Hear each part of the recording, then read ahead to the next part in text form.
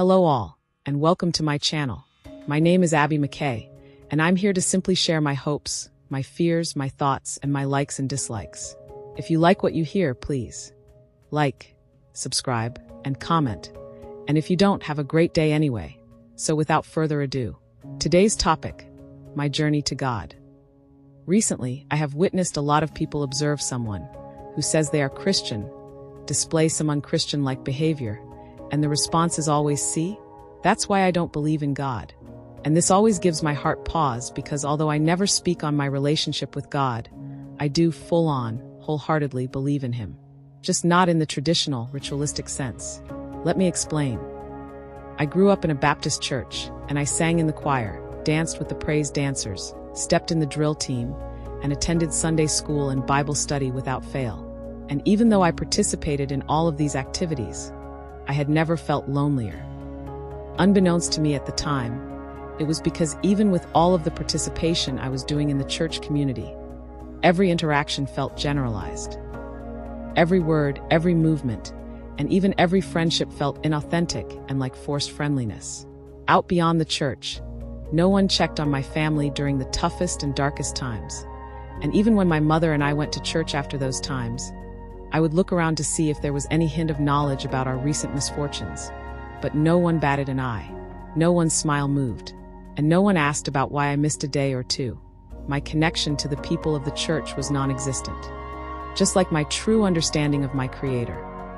After a while, the cracks in the church's connection to its congregation began to make itself known, and it was only a matter of time before my mother and I stopped attending.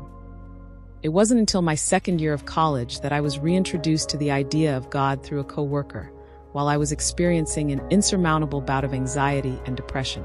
Again, the fellowshipping was not my cup of tea, because I realized then that we all have our own interpretations of what we hear in that sermon and read in that Bible. But it was when I read in the Bible that Jesus would retreat up into the mountains on His own to speak to His Father, and then return to the church to fellowship, that I realized what was missing from my own journey toward God. I had to connect with God on my own before I could ever pursue worshiping Him with other people. God, or our Creator, however you want to refer to Him or her or they, is within each and every one of us. And I believe it isn't until you tap into that part of yourself and nurture it that you start to become who you were meant to be. I understand I've probably lost some of you at this point. For some of you, this sounds naive and baseless, like a fairy tale.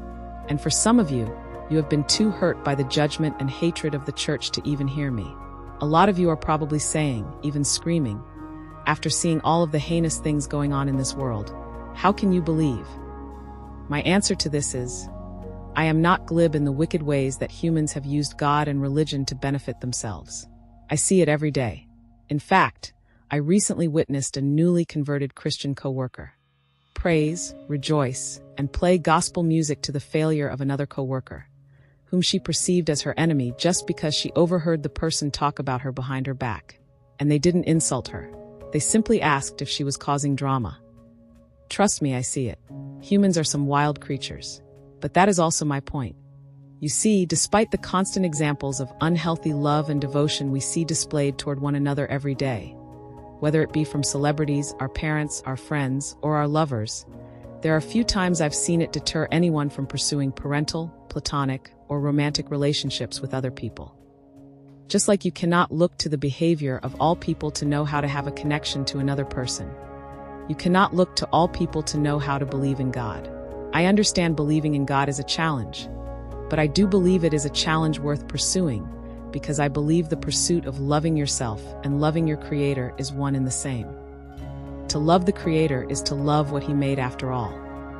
And although I do not believe there is one path to the Creator, I do believe all paths to cultivating the Spirit require a few things that a lot of people fear, and that's focus, accountability, and surrender.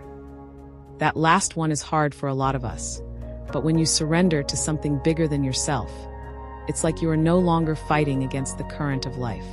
Instead, you work with it, adjust to it, and after a while, you are better able to see and handle the obstacles that come along because you've learned the ebbs and flows. Fellowshipping is where the water tends to get muddy.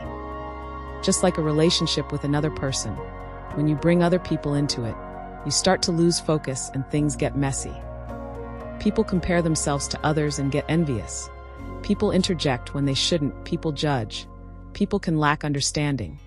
And people can try to sway you into something you don't believe in the name of God. And if you are not discerning enough to walk away from this type of congregation, then you will most likely drive yourself further and further from your connection from God as well as yourself.